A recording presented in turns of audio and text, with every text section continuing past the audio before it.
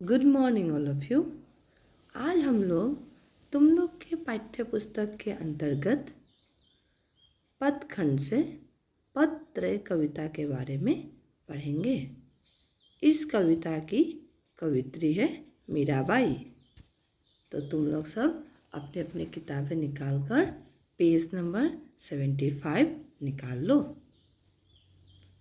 पदत्रय पदत्रय कविता में कवित्री मीराबाई ने अपने भगवान श्री कृष्ण की भक्ति को 3 अलग अलग पदों में दिखाया है, जिसे हम लोग एक एक करके पढ़ेंगे।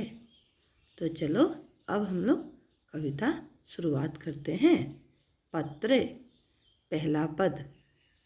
मैं तो चरण लागी गोपाल, जब लागी तब को न जाने, अब जानी संसार। कृपा कीजिए दर्शन दीजिए, सुध लीजिए तत्काल। मीरा कहे प्रभु गिरधर, नागर चरण कमल बलिहार। तो पहले पद में कवित्री मीराबाई कहती है कि मैं तो चरण लागी गोपाल।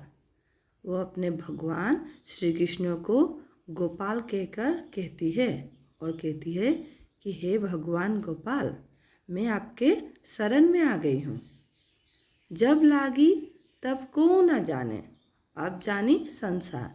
और जब मैं आपकी शरण में आई और आपकी पूजा आराधना शुरू की तब किसी को पता नहीं था, पर अब ये बात पूरी दुनिया को पता चल गया है। इसलिए कृपा कीजिए, दर्शन दीजिए, सुध लीजिए तत्काल।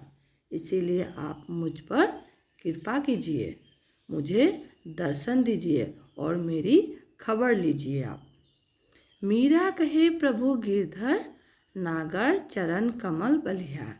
और यह सब बातें मीराबाई अपने भगवान गोपाल से कह रही है और वह ये भी कह रही है कि अब वो अपने आप को भगवान गोपाल के चरणों में अर्पित कर दी है। इसीलिए जल्दी से आकर मीराबाई को भगवान गोपाल मतलब श्री कृष्ण उन्हें दर्शन दीजिए। यह है पहला पद। इस पद का मैंने सारांश यहाँ पे दिया हुआ है। सारांश को चलो अब हम लोग देखते हैं। पहला पद का सारांश इस प्रकार है।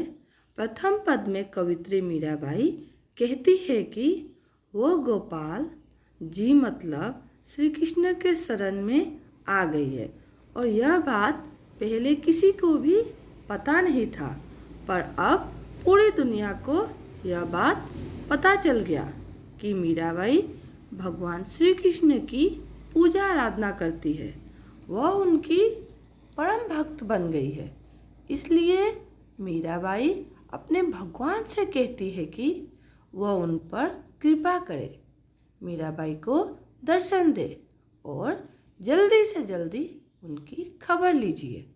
इसके साथ ही मीराबाई यह भी कहती है कि वह तो भगवान श्री कृष्ण के परम पाँव मतलब चरण कमल में खुद को न्यौछावर कर चुकी है। ये पहला पद का अर्थ यहाँ ये है।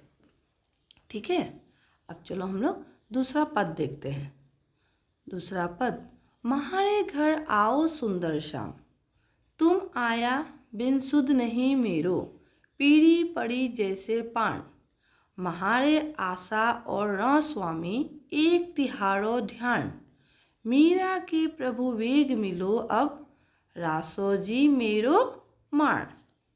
यहाँ पे कवित्री मीराबाई अपने भगवान श्री कृष्ण को भगवान श्याम कहती है और कह रही है कि हे भगवान श्याम, आप मेरे घर आइए, म्हारे घर आओ सुंदर श्याम।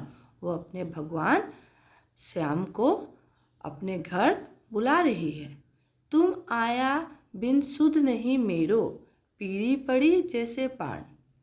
यहाँ पे कवित्री कह रही है कि हे भगवान, आप मेरे घर नहीं आए, मेरी खबर नहीं ले रहे हैं, इसीलिए मैं पके हुए पान की तरह पीली हो गई हूँ।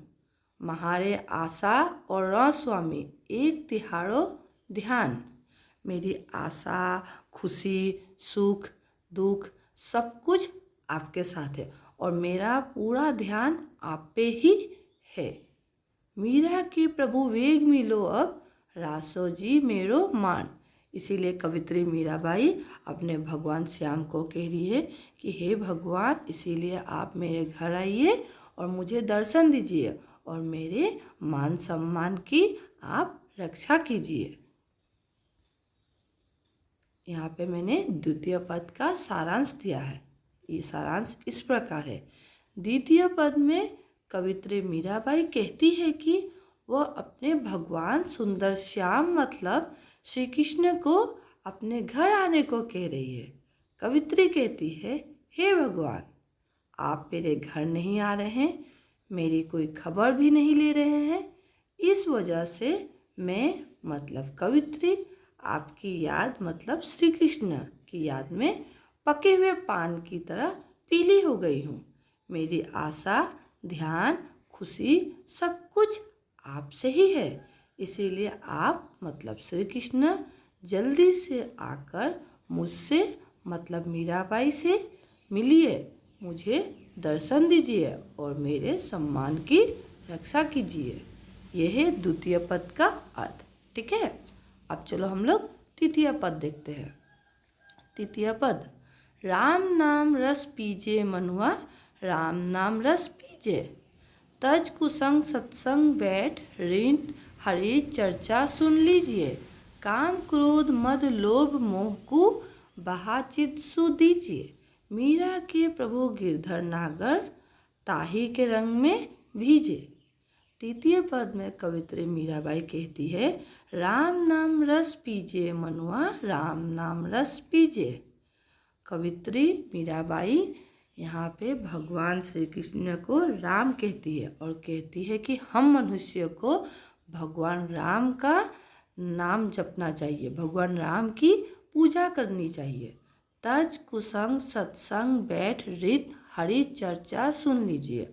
और कुसंग को छोड़कर, बुराई को छोड़कर अच्छाई के रास्ते पर चलना चाहिए और कुसंग को छोड़कर सत्संग में बैठकर भगवान राम मतलब श्री कृष्ण की कीर्तन सुनना चाहिए हम मनुष्य को। काम क्रोध मद लोभ मोह को बहाचित सु दीजिए। काम, गुस्सा, लोभ, लालच, हिंसा ये सब बुराई चीज़ों को हमें छोड़ देना चाहिए। और मीरा के प्रभु गिरधर नागर, ताही के रंग में भीजिए। और कवित्री कहती है कि कवित्री मीराबाई के भगवान श्री राम मतलब श्री कृष्ण की पूजा करनी चाहिए, उनके नाम का जप करना चाहिए, उन्हीं की भक्ति आराधना करनी चाहिए। यहाँ पे मैंने तृतीय पद का सारांश दिया है। तृतीय पद का सारांश इस प्रकार है। तृतीय पद में कवित्री कहती है कि हम मनुष्य को राम मतलब श्री कृष्ण की नाम का रस पीना चाहिए, श्री कृष्ण के नाम का जप करना चाहिए। हम सभी मनुष्य को कुसंग छोड़कर, बुराई झूठ का रास्ता छोड़कर सबके साथ बैठकर भगवान श्री कृष्ण का कीर्तन सुनना चाहिए। काम, गुस्सा, लाभ, लालच, मोह, माया इत्यादि ये सब अपने दिल से निकाल कर कवित्री मीराबाई के भगवान श्री कृष्ण की छत्र छाया में आना चाहिए और उनका परम भक्त बनना चाहिए। ये है तृतीय पद का अर्थ। तो स्टूडेंट्स, ये पूरा कविता पत्र का सारांश यहाँ पे मैंने दिया है। इसे अच्छा से देखना और अगर कुछ समझ में नहीं आए तो पूछना। ठीक है, धन्यवाद।